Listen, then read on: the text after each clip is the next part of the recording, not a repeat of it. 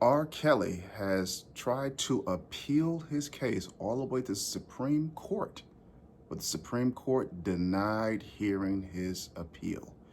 Let's talk about it. All right, as you can see here, it says Supreme Court rebuffs effort by RKelly to overturn his conviction. Now, it's important to note that I think most people know that RKelly is currently serving a 30-year federal sentence for his RICO conviction. And here he looks like his lawyers reached out to the Supreme Court to try to get his case at least heard or overturned, but the Supreme Court wouldn't even hear it. Now, R. Kelly's lawyers are arguing that the federal government, the federal prosecution, stretched the RICO law to actually prosecute R. Kelly and get him convicted. And it says here that R. Kelly's defense lawyers told the Supreme Court that prosecutors stretched the use of the act, referring to the actual law, and how they define the term enterprise. An enterprise for the purposes of RICO, Kelly's lawyers told the Supreme Court, only exists if the members share a common purpose to engage in illegal conduct. To hold otherwise would mean that any rogue bad actor operating within a legal organization could be prosecuted under RICO, as occurred here. Now, I think I've discussed RICO, in another case in detail, but just for a brief refresher, remember, RICO is a federal statute, right? And RICO federal statute is clearly defined that 18 U.S.C. 1962. It says, for RICO, it shall be unlawful for any person who has received income derived or directly or indirectly from a pattern of racketeering activity through the collection of an unlawful debt in which such person has participated as a principal within the meaning of Section 218 U.S.C. Code. A lot of people I see are still confused on what racketeering is. If you just literally take a gander over at the same code, 18 U.S.C. Code 1961, it literally defines what racketeering is. A lot of people are confused what racketeering is.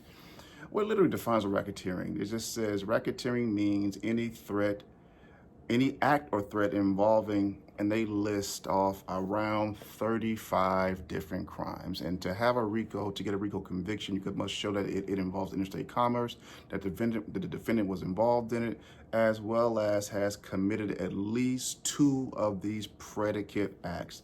And they, within a 10-year period, 2 of these predicate acts within a 10-year period, as well as they have to do at least 2 of them. And like I said, you don't have to do all 35, just 2 of them. And as you can see here, if you click on racketeering activity, as you can see, man, take your pick. It's so many here. Like I said, I think it's 35 of them, if I'm not mistaken.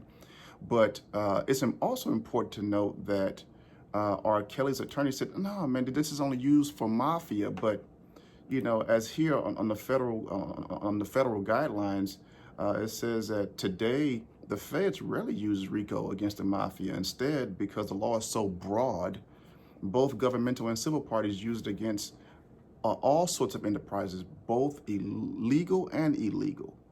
And basically just goes on to talk about, while RICO was originally aimed at the Mafia, but over the past 37 years, they've used it to attack many forms of organized crime, street gangs, gang cartel, corrupt police departments, politicians, corporations, etc. So I think there's a misunderstanding that people think that the RICO is only meant for Mafia, but no, this law is very broad.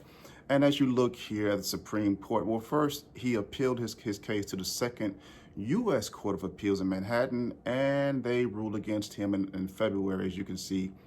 And that's why he appealed his case to the Supreme Court of the United States. And the federal prosecutors didn't even respond.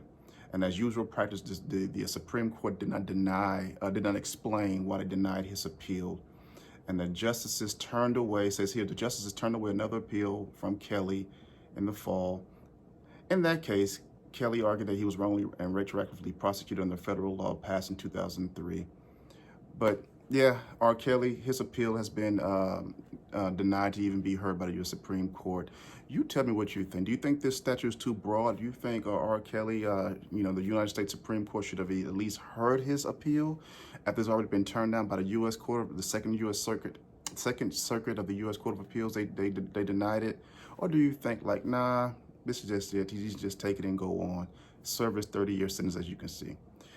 Like, comment, share, subscribe. I would love to hear your thoughts. It's your brother, Attorney Jeff.